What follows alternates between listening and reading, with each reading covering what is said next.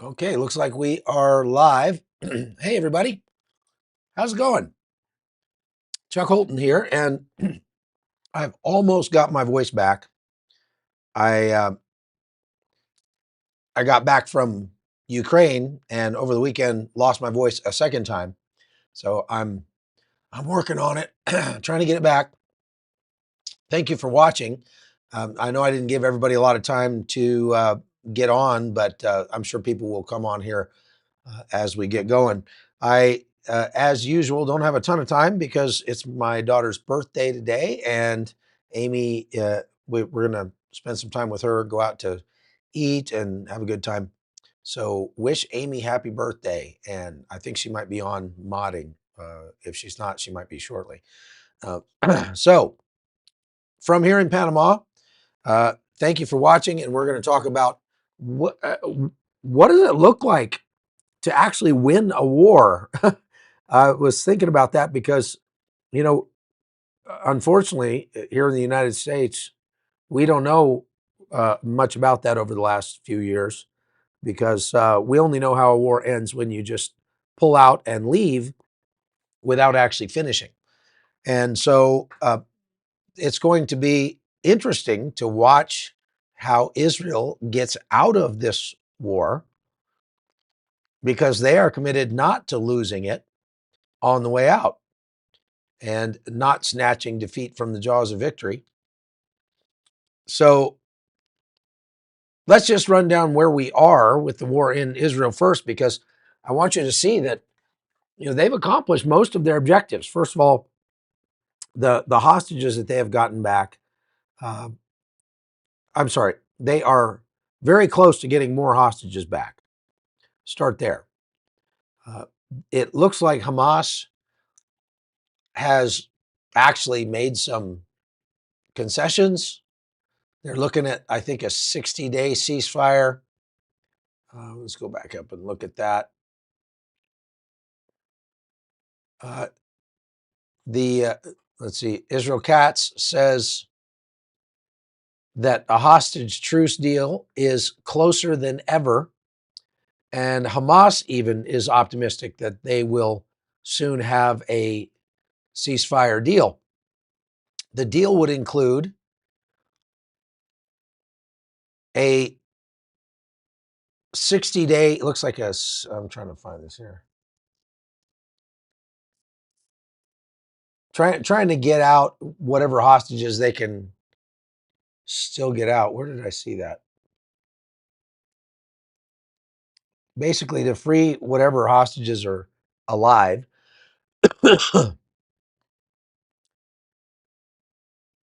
They haven't said how many that is, and they don't really know. I think I get the feeling that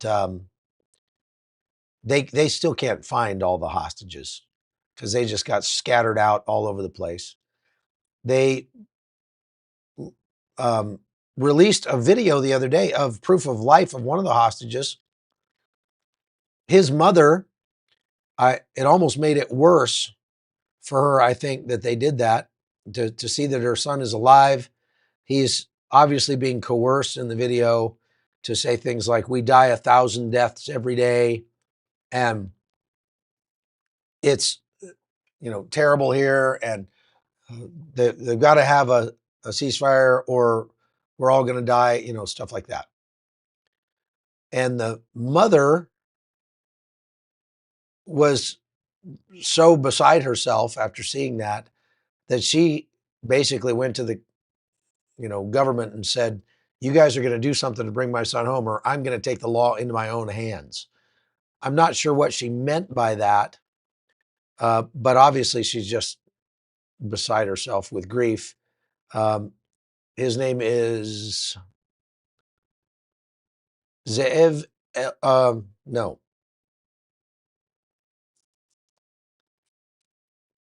So she was threatening Zeev Elkin at a Knesset committee hearing.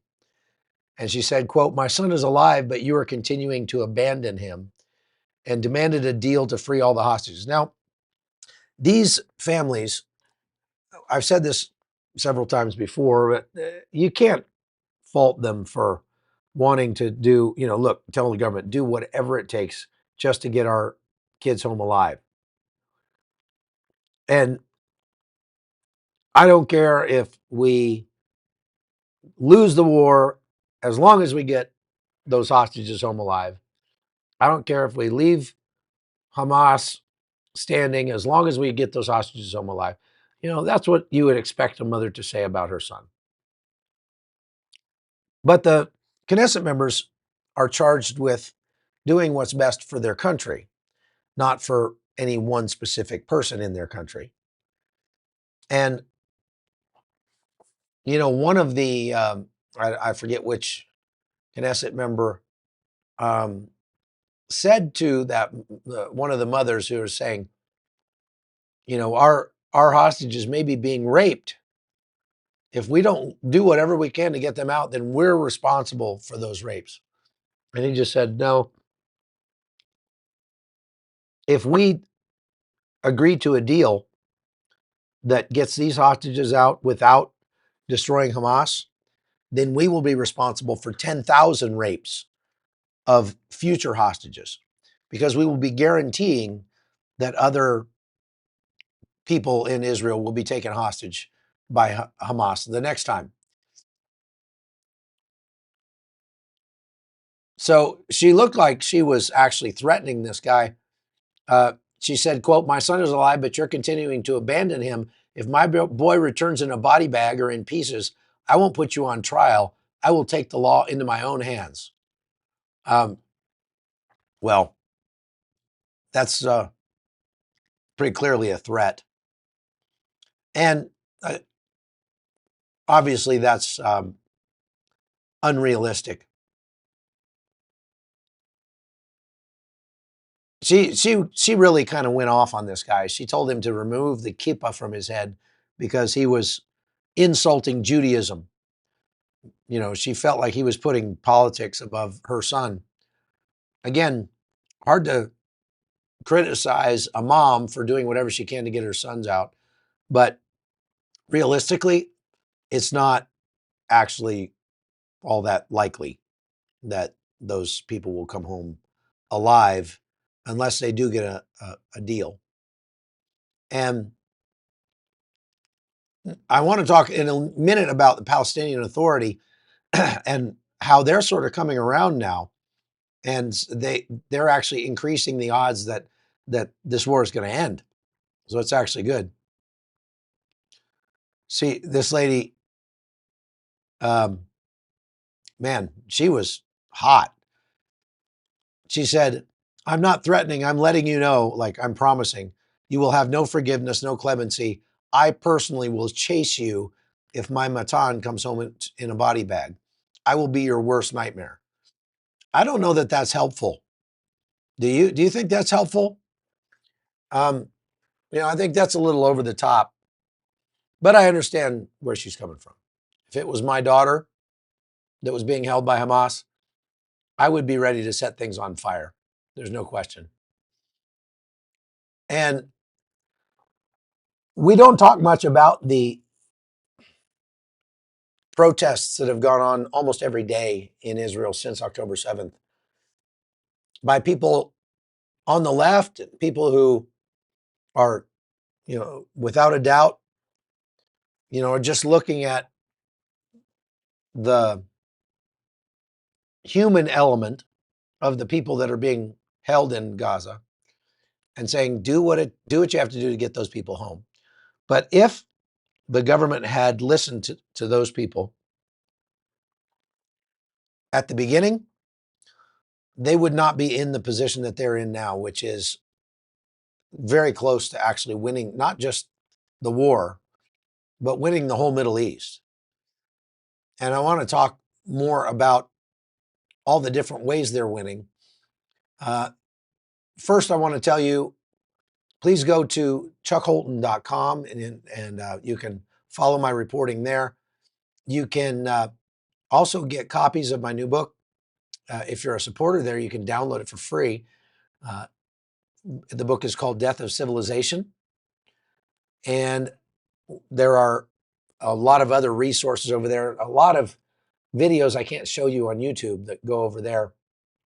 So I would encourage you to do that. Also, make sure you like and share this podcast on YouTube. Excuse me. So we're in day 437 of this war. And the question is, how is the ceasefire holding up in Lebanon? Again, you can't really call it a ceasefire because Hezbollah never agreed to it. It's a ceasefire between the United States and Israel and the Lebanese army, which was the Lebanese government, which was not fighting Israel to begin with. So it's easy to have a ceasefire between parties that were not actually fighting. However, Hezbollah has a little bit followed this, the tenets of this, but not completely. And Israel has had to strike inside Lebanon almost every day since the quote unquote ceasefire took effect, because they see carloads of militants with weapons driving into areas where they shouldn't be. They still have troops in Lebanon, and they have continued to push and clear out the area. And they've found more tunnel systems, more rocket launchers. They even found a rocket launcher the other day that was primed and aimed at Israel, ready to fire. And they came upon it just in time to keep it from firing into Israel. They have found lots of stashes of weapons and ammunition, explosives, and all sorts of things. And so the IDF has continued its work in Lebanon, even with airstrikes, almost daily since the quote unquote ceasefire. Doesn't sound like a ceasefire to me, but that's because Hezbollah is trying to sort of fly under the radar and do what it has to do to survive without making it look like they're actually fighting to the rest of the world. But I think you could safely call what Israel is doing in Lebanon mopping up operations. Mopping up, just cleaning up the remnants up there and getting out. How do we know that? Well, they have redeployed one of their special operations units from Lebanon back to Gaza now. And that's good.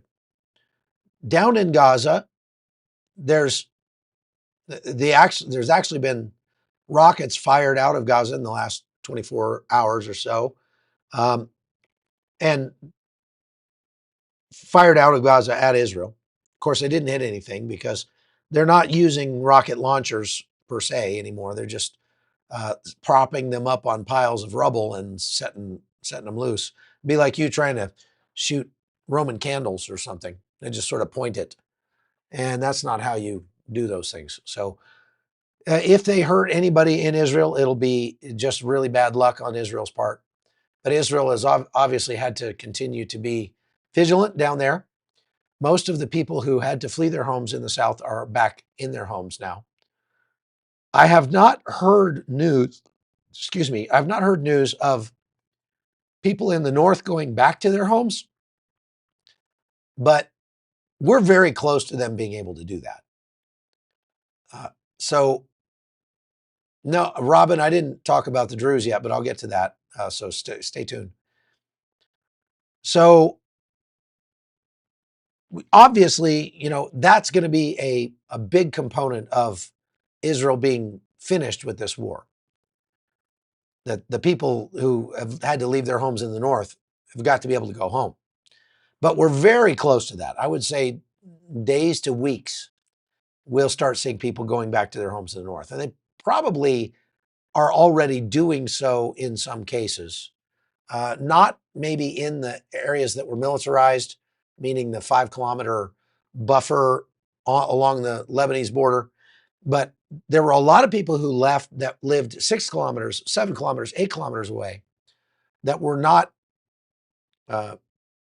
forcibly evacuated, but decided to voluntarily evacuate on their own. People in places like Jish, where I go and stay when I'm up there.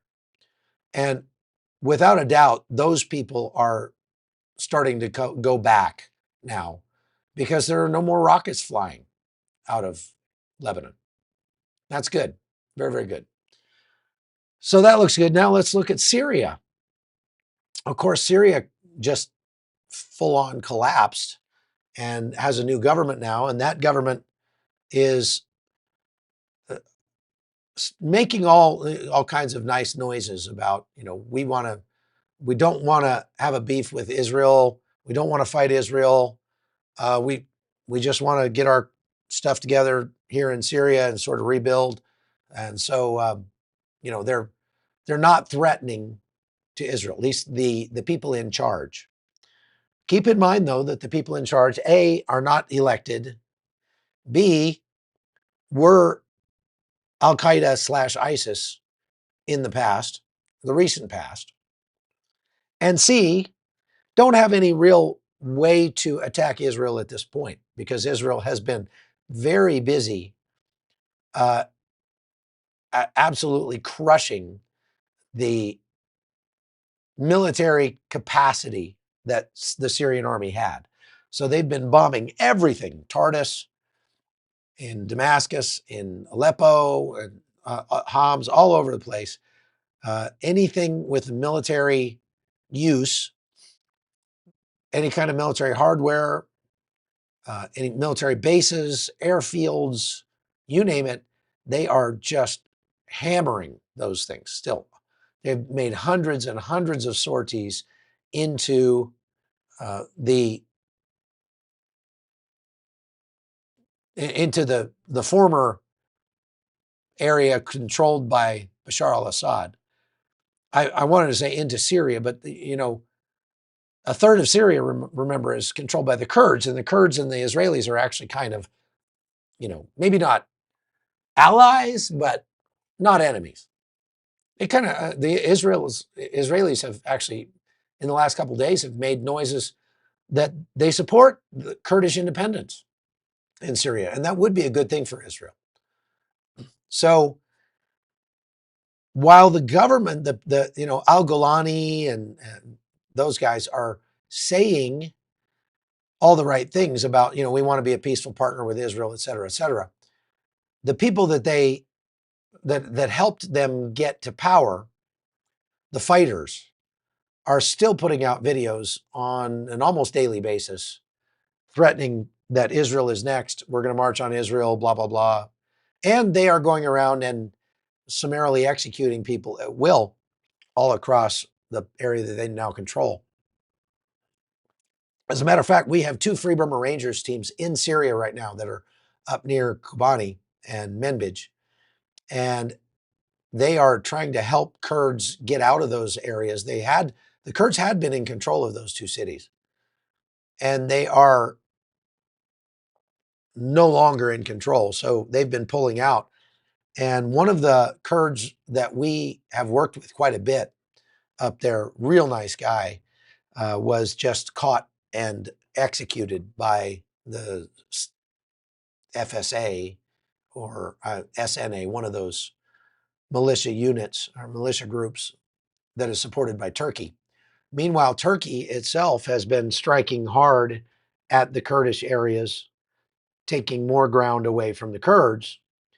And so the next war is going to be probably along that border. And the awkward thing about that is that the Kurds are supported by the United States, and Turkey is one of our NATO allies, and there could easily come an event where U.S. warplanes were dropping bombs on Turkish-backed soldiers. So I'm in Panama today.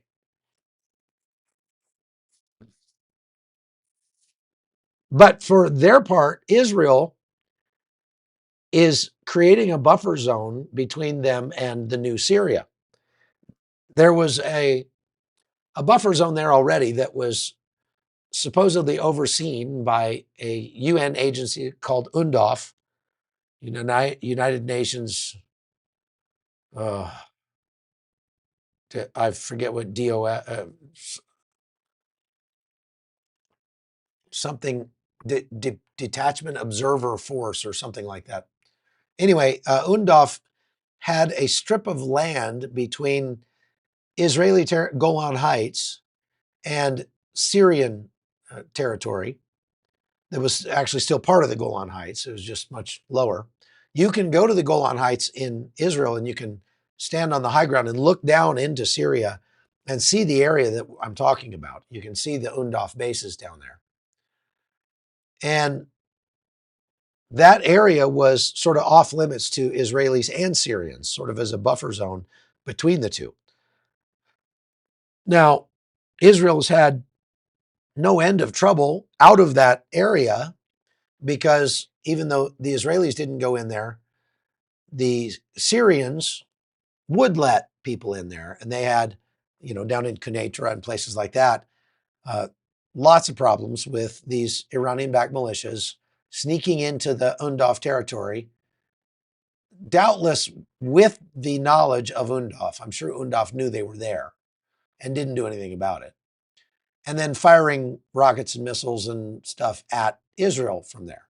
I was there in, 2017 maybe, and did a whole report on how these Iranian-backed militias were firing mortars across the border into Israel, into the Golan Heights, and setting a fire to farmers' fields and vineyards and things like that. So this has been going on for a long time. And UNDOF was as worthless as UNRWA or UNIFIL. Not a surprise there. So in the collapse of the Syrian government under Bashar al-Assad, Israel pushed into that buffer zone and took it over because their agreement was between them and Bashar al-Assad's government. And their agreement was not with the new government. And they had no guarantees at all that the new government would honor that agreement. And so they just pushed in and took over that buffer zone, along with a little extra territory. They've pushed in the north up along the border with Lebanon to kind of create more of a buffer there and make it more difficult for Iran to move weapons into Lebanon across that axis. So all of that is good for Israel because it gives them, more buffer between them and between their enemies and their people, the Israeli people. It also allows them to keep a better eye on what goes on along the border right there. And it gives them a high ground looking down on Damascus. The reports are that their forces have pushed to within 20 miles of the outskirts of Damascus now, and it's likely that they will stay there. The Israeli army is bringing in winterized tents. They're bringing in winter clothing, and they're putting forces, putting up little bases in there, in that area of Syria. So apparently they plan to stay for the time being, and that's a good thing for Israel, for sure. Now, the collapse of the Syrian government has actually caused some consternation with Israel because Jordan now feels sort of threatened. The president, I'm not president, the king of Jordan, King Abdullah, met with Israeli authorities from the Mossad or Shabak the other day to talk about the ramifications of this collapse in Syria on Jordan, because there are plenty of Palestinians who would like nothing more than to overthrow the Jordanian king and institute a government that was, a little harsher toward Israel. That obviously would be a non-starter for Israel, and Israel's not going to let the king of Jordan be overthrown. So while it is a concern, it's not likely that Israel's going to be facing a Palestinian an angry Palestinian state. It already is a Palestinian state, but an angry Palestinian state on uh, their eastern border in Jordan anytime soon. But between that eastern border and Israel proper is Judea and Samaria, otherwise known as the West Bank. And this is where it really gets interesting. So there have been some serious military operations in the West Bank over the last couple of days, several days. And 2 Hamas commanders have been killed in the West Bank over the last several days. But here's where that gets interesting. They weren't killed by the IDF. They were not taken out by the Israeli government. They were taken out by the Palestinian Authority. And here's what's happening. We're starting to see the Palestinian Authority, who at the beginning of the war was calling for another October 7th out of the West Bank into Israel, was chanting and cheering and, very happy at what had happened on October 7th. The Israelis who live in C zones in Judea and Samaria said that they could hear loudspeakers all around them in the Arab communities around them, calling for people to rise up and go kill Jews. So that's changed quite a bit now, because now the Palestinian Authority is helping the Jews by rooting out and destroying the remnants of Hamas in its midst. Why are they doing that? Because they see the writing on the wall. Israel's winning, and they're going to have to deal with that. And so if the Palestinian Authority wants to retain any kind of power in the West Bank, they're going to have to play ball with Israel. And they're taking steps to try to consolidate their authority and salvage what's left of their credibility in the West Bank, even with their own people. The Palestinian Authority is not well liked by the people in the West Bank, the Arabs in there. They, as a matter of fact, a couple days ago, a whole bunch of militants from some faction of Arabs stole a couple of Palestinian Authority vehicles and went parading them through the streets, waving Hamas flags in Jenin. So that's nice. Good job. And so the Palestinian Authority is begging the United States to send military aid to them. And what's the Biden administration doing? They're agreeing, and they're asking Israel, please approve our shipments of military aid to the Palestinian Authority. And Israel's like, wait, what? Are you insane? The Palestinian Authority, just because they're now pretending to be on, to want to work with us, we're supposed to trust these people now? Are you crazy? John Byerly says, does the United States consider Turkey an ally? Depends on who you talk to in the United States. I don't consider them an ally, but the Biden administration does, even though they are rabid supporters of ISIS, without a doubt. A lot of the Israelis who live in Judea and Samaria are calling for the Palestinians to be relocated out of the region and sent to Egypt, Jordan, Lebanon, Syria, somewhere else. Just escort them all out, get rid of them. And that's not likely to happen either. The U.S. wouldn't stand for that. But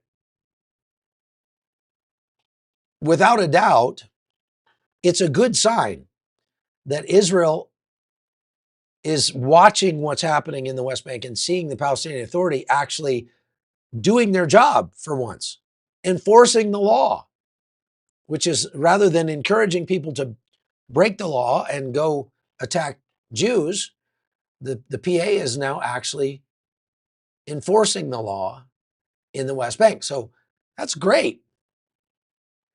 So let's just tick these off, okay? Hamas is begging for a ceasefire and willing to make concessions, finally, to get one. That's called winning in Gaza. I haven't finished it yet, but they're getting close. They're close to a deal.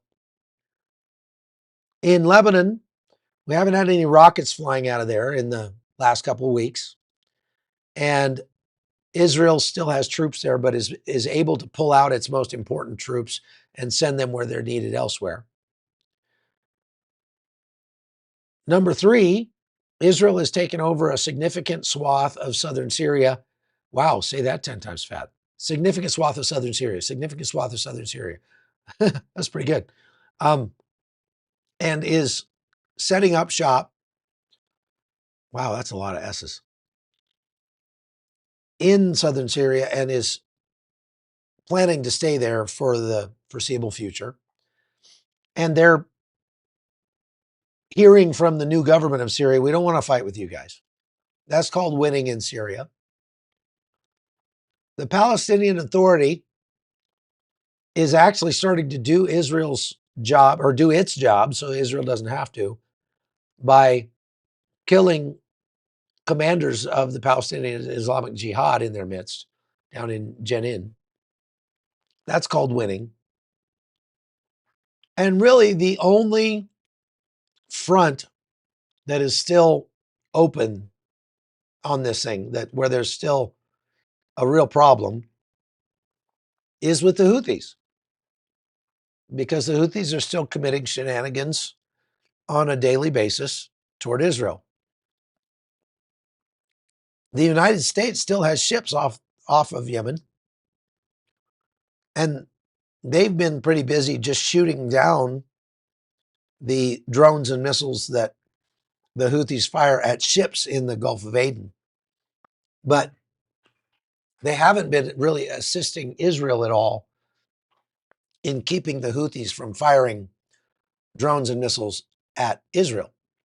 But Israel has been able to shoot them down. So we're good. Today, the Houthis fired a ballistic missile at Israel, and that sparked people running for shelters all over Tel Aviv, sirens going off. But they were able to shoot it down before it even made it into Israeli airspace. So while that's not exactly winning, it's kind of hard to call it losing between Israel and the Houthis. Without a doubt, if Israel decides to turn its sights on Yemen, it could make Yemen look like Gaza in short order. The only problem with that idea is that would be an improvement for Yemen, because Yemen is just a big dirt parking lot. It's there's nothing worth blowing up. Dirt and camels. That's about all you got in Yemen. So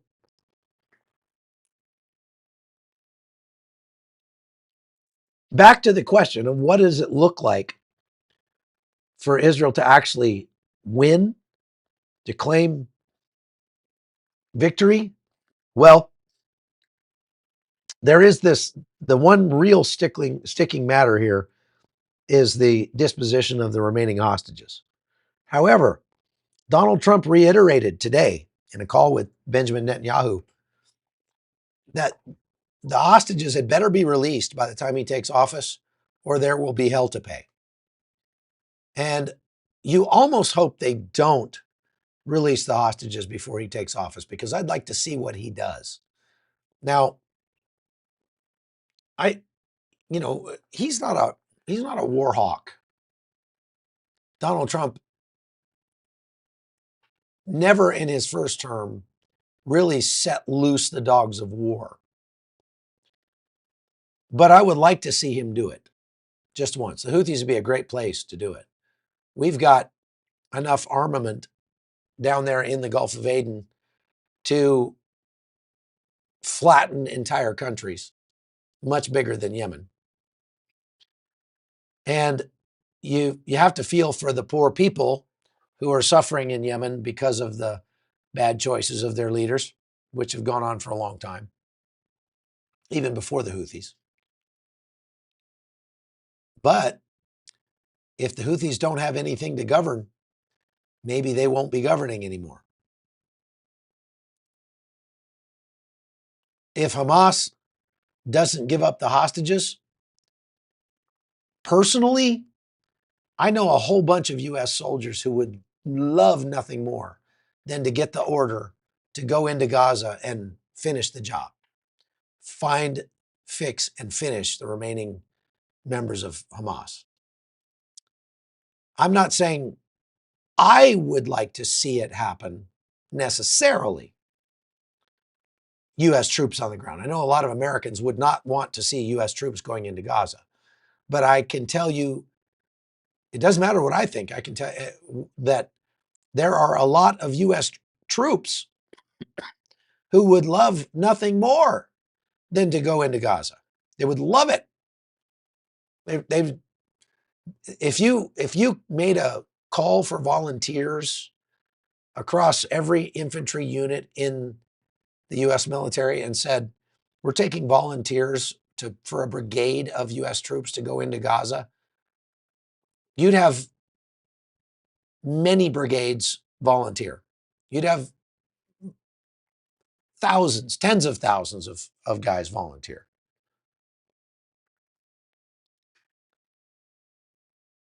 Donald Trump needs to make a statement militarily that you do not mess with Americans or you will bring down the wrath of everything we have to bear on your heads. And this would be a good place for that to happen. Now, do I think that they'll be able to go in and rescue all the hostages?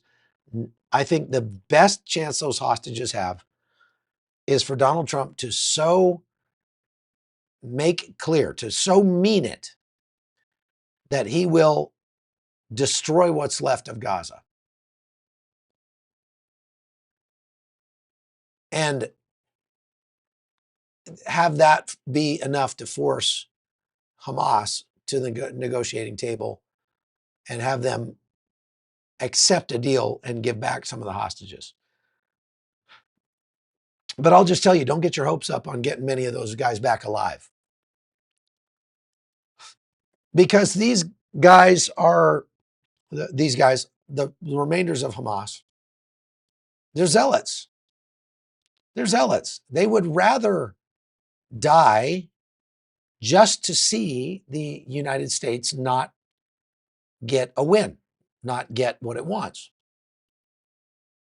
They've made that very, very clear. And they would not just rather die, but rather have their own people killed.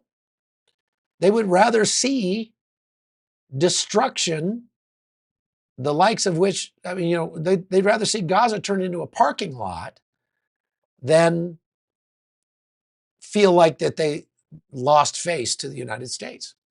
Such is their pride, and pride goes before a fall. So I don't think there are many hostages left alive, not even as many as Israel thinks there are. And those that are left alive without a deal will likely not make it out of there alive. Hate to say that, but that's what I think. And I think Donald Trump understands that the very best possibility he can give to those people of getting out alive is to say exactly what he's saying. And I think he means it. So it'll be interesting to see what happens. And I would say that there's a good chance that this war is wrapped up by the middle of January. Now, there are still going to be, what does that look like? There will still be some troops up in the north. There will still be some troops in Syria. There will still be troops in Gaza. The end of the war does not have to be everything going back to the way it was before the war, because it will never go back to the way it was before the war. But for the vast majority of the hostages to be gotten out, even if not all of the hostages are home, I would venture to say it's likely that there are at least some of those hostages they will never find because they're buried under, underground somewhere when in a collapsed tunnel. It's very likely that if I had to guess, I would say 24 of those hostages or so will never be found. They won't be given up. They won't be found dead. They won't be found alive. They're just going to disappear forever because they're crushed under the remains of a building somewhere. So the end of this war looks like people being able to go home and live in their homes without fear of daily rocket attacks. The majority of the excess soldiery that was called up in Israel will be able to be sent home and allowed to go back to their lives. And that is what winning looks like. Oh, and Iran, Syria, Lebanon, and maybe Yemen have learned perhaps a valuable life lesson about messing around with Israel. That's what winning looks like to me. So now I wanted to see if there's any questions that you've asked that I can answer. While I'm doing that, I'll just reiterate, try to shorten to answer people that have just got on. It looks like Israel is wrapping up this war. I'm waiting on my moderators to pin a question if there are any. Oh, I see. Irene Trujillo says, "Is it true only 30 hostages left?" Probably that many are left alive, if that, maybe less. They believe that something about around 30 hostages are left alive. Getting them back in that shape is another question. Folks, please go to chuckholton.com and subscribe over there for more news that I can't bring you on YouTube. Extra articles I'm writing, excerpts from my books, my documentaries, et cetera, et cetera. You can get all of that over there on chuckholton.com on locals. Thank you to all of you who gave money to support our Colombian single mothers and their kids. We're up to 25 kids and grand total of probably 34, 35 people that we're supporting in Colombia. And what we're trying to do is give them the ability to rebuild their lives after they escaped from Venezuela, rebuild their lives in Colombia so that they don't need to try to come to the United States illegally.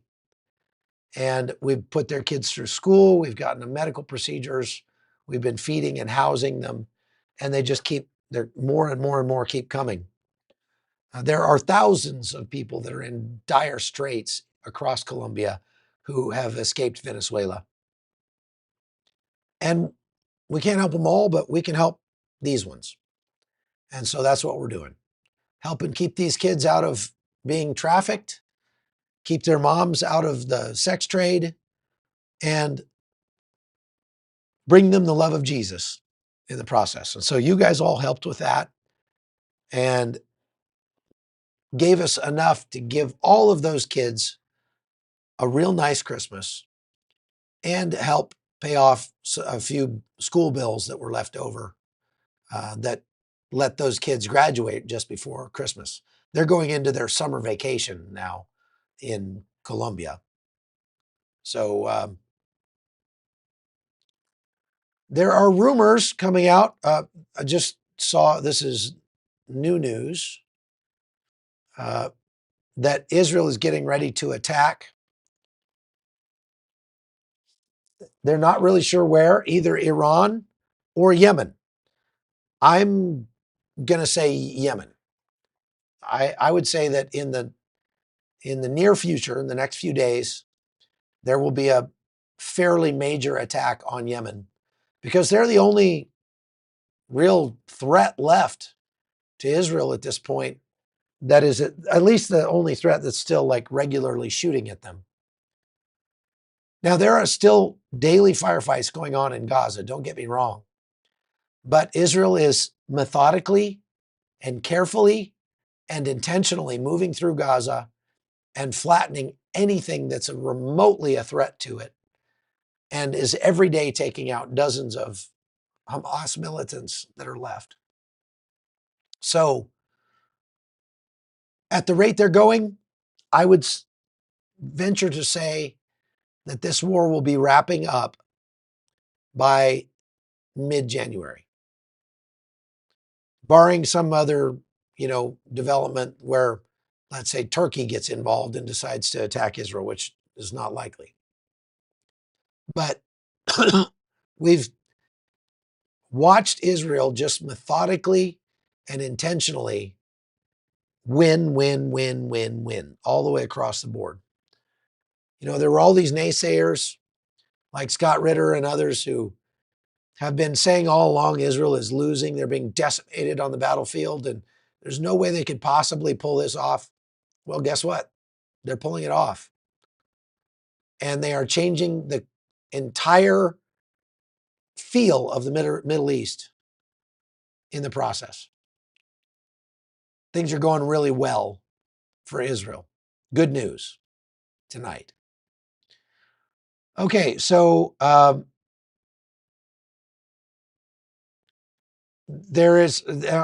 this is coming up on a Telegram channel that I follow. It says a crazy and dangerous situation. Netanyahu is being called to come to court tomorrow to testify in his corruption hearing, but cannot because Israel is about to do something big. And again, the speculation is that they're going to strike Yemen tomorrow. If they do, we'll come on live and we'll cover it for you.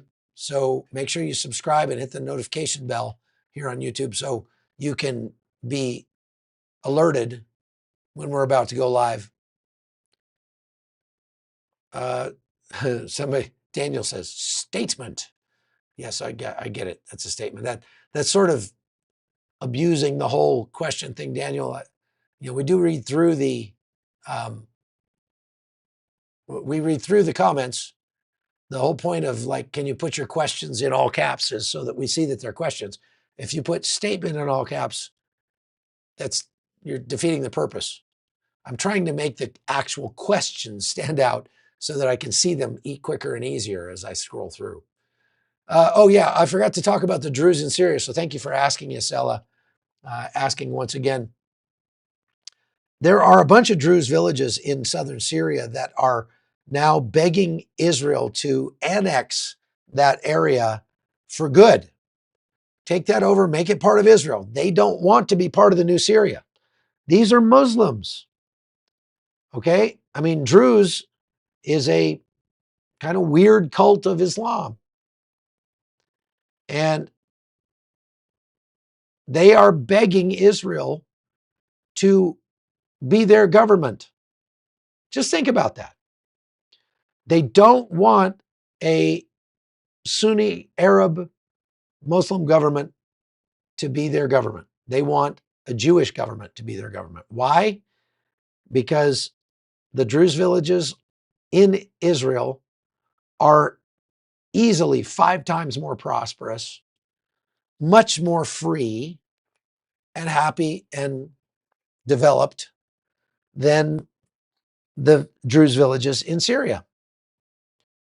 I should tell you everything you need to know about the difference between Israel and its neighbors. Is that Israel is the place where people want to go. They want to live there. Even as they oftentimes call for Israel's destruction. It's almost like they think that just the land that Israel sits on is somehow magic. And if you had that land, that you'd be as prosperous as Israel is. They don't get that the reason Israel is prosperous is because they're peaceful. They're peaceable people. They put their thoughts and efforts not into who they hate, but into what they love. And that's the way you have a prosperous society. Donald Trump spoke to Bibi Netanyahu today, reiterated that he would take the handcuffs off of Israel, let them do whatever they need to do to finish this war, but also said that he really hopes that the war is over by the time he takes office.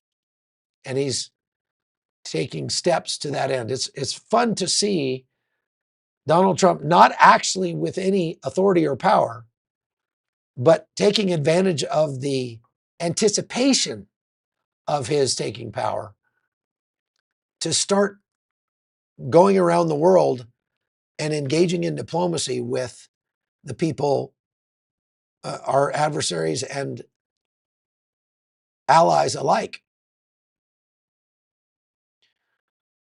Question, will Saudi Arabia allow Israel to cross over their land to attack Yemen? Yes, they will. Yemen, nobody likes Yemen. Israel and Russia are using Yemen. You know, the Yemenites are, let's just say people in Yemen don't have the highest IQ. And that's not a slight to them. It's just the reality because they don't get very good nutrition. And when you are malnourished from the time you're conceived until you're an adult, it has an effect on your brain, and you're not going to be able to think as cleverly, as smartly as somebody who is well nourished for their entire life. People in Israel are well nourished for their entire lives. People in Yemen are not. And so Yemenis are pretty low on the spectrum of, when it comes to IQ.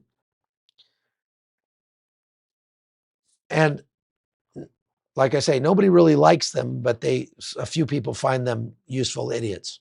Kind of like American college students in many ways, I hate to say. But yeah, there you go. Okay, so that is all I've got. I've got to get going. I've got like I said, my daughter's birthday today. And so we're going to go out for a nice dinner. And then I'm flying out tomorrow to head back to the States. So thank you very much for watching. Please, it doesn't cost you anything to go hit that like button, but it does make a pretty big difference for us if you do so. So please just go hit that like button. And while you're at it, make sure you're subscribed to the channel. We will be continuing to do lives right up until the night before Christmas and just take Christmas off probably.